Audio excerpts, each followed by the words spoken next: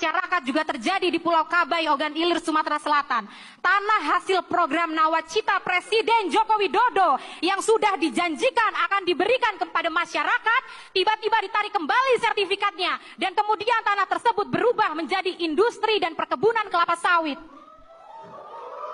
Selain itu, juga ada Pulau Lai-Lai yang ruang hidupnya berpotensi hilang karena proyek reklamasi. Dan ada kelompok petani Punden Rejo di Pati yang tanahnya diambil oleh mafia tanah. Dan sekarang mereka kehilangan tanah milik mereka. Termasuk contoh kasus yang terjadi pada warga Dago Elos dan pada kasus dari Lampung.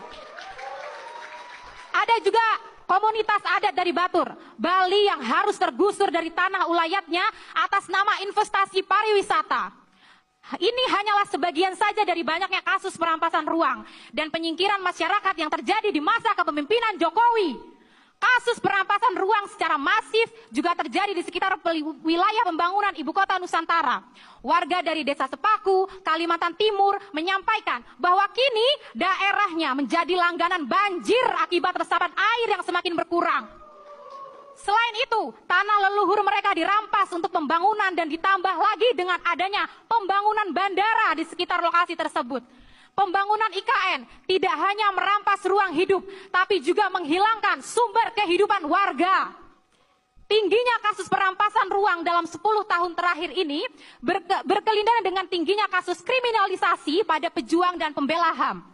Apalagi jika kita berbicara tentang ruang lingkup yang dirusak karena pembabatan hutan secara liar dan pembangunan industri ekstraktif yang ugal-ugalan. Di wilayah Sulawesi Tenggara, Torobolu, warga yang berprofesi sebagai nelayan mulai sulit mendapatkan ikan karena airnya tercemar. Bahkan air minum untuk dikonsumsi warga pun tercemar. Pasalnya ada tambang nikel di sana. Warga yang menolak kemudian diintimidasi dan dikriminalisasi.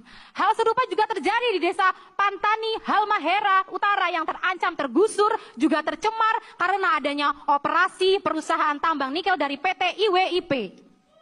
Selain nikel, juga ada warga dari kaki Gunung Gede yang terancam lingkungannya karena adanya perencanaan dari PT Geopatra Dayamas untuk mengekstraksi panas bumi Gunung Gede, Pangrango sebagai energi geometer. Pengunjung Mahkamah Rakyat yang saya yakin selalu semangat untuk berjuang,